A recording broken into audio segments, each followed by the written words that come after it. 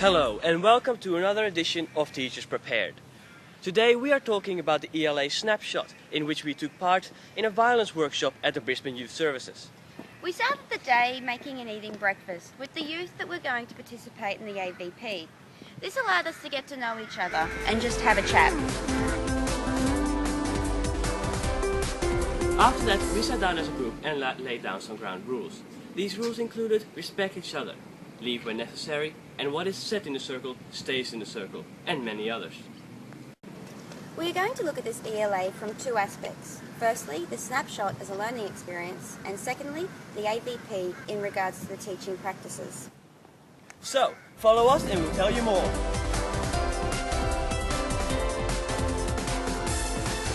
Starting the day with breakfast was an incredibly effective way to create a relaxed and comfortable atmosphere straight from the start. The first game we did was an icebreaker, a simple ball game that allowed us to learn each other's names.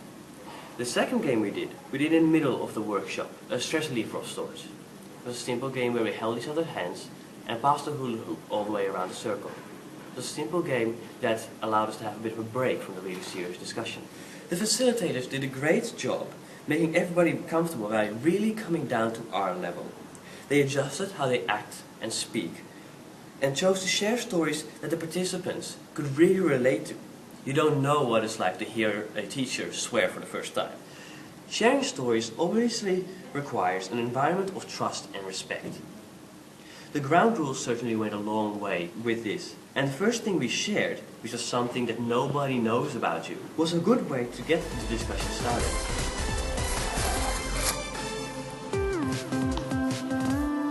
The workshop was built around storytelling and discussion.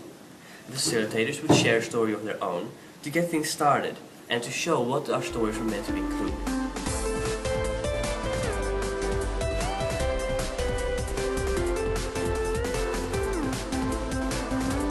The Mandela model was used as a starting point to think of ways to avoid violence in complicated situations. We, the participants, would first think of a story that ended badly, and then, with the Mandela model in mind, think of a situation where we use one of the items of the Mandela model to solve a situation without violence. We were also asked to think about thoughts and feelings behind those experiences. This use of storytelling allows us to connect the subject of the workshop to our personal experiences. This allows us to not only get more involved with the subject, but also learn why we should know what we are learning. This is often a problem in high school with students. They don't often know why they should learn this, then they lose interest, and eventually they just stop learning altogether. The facilitators would guide the stories and discussion in a direction that they wanted to go. Effectively, we, the participants, would supply all the information that the teacher would need to teach. This aids in scaffolding, in taking what the student knows and using that to get where the teacher wants the lesson to go. Storytelling in the classroom not only sparks an interest in the students, but also supplies the data for the learning exercise. In a program such as AVQ, the focus is on providing a unique and beneficial approach to student learning. The program is orchestrated in a way that the benefits intentionally benefit both the student and the participants of the snapshot. This careful balancing act of orchestrating a learning experience that has benefits for both parties is what distinguishes it as a service learning program. Experiences within this service learning that exemplified the benefits for the student is the pre- and post surveys. To quote Jimmy Bursall, these surveys were reflective techniques that were utilised to unpack the experience and explore the issues that underpin both the service and the curriculum.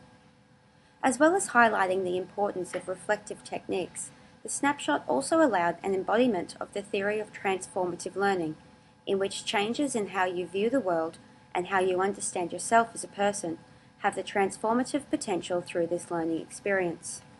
There were several other vital steps that were carefully orchestrated to ensure that we as participants gained benefits of this learning experience. The breakfast that we prepared enabled us foremostly a relaxed way to integrate into our surroundings. There is always something so comforting about food. So the ability to prepare a meal for individuals who do not have ready access to food gave Alex, Nadine and I a purpose when we first arrived, and provided the benefit of a meal to the other participants. In exploring the limitations of this experimental learning activity, the amount of time and hard work that goes into these snapshots by the facilitators cannot be underestimated. At the very core of this service learning are the participants of the AVQ, and if the participants no longer wish or cannot participate on that day, the snapshot will have to be postponed. In a very personal reflection on the limitations of this as a service learning activity is that if someone wishes to partake, they must be prepared to be flexible and attempt to fully utilise this activity as a chance to have a concrete experience of which they can reflect upon and conceptualise.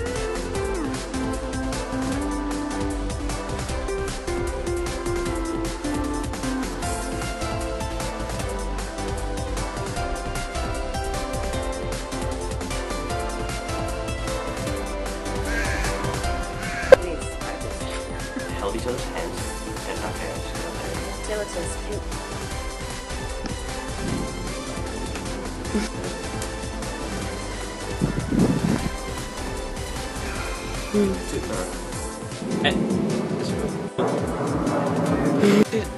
There. Let's see how it works out. Okay, ready? Hello and welcome to another edition of Teachers Prepare.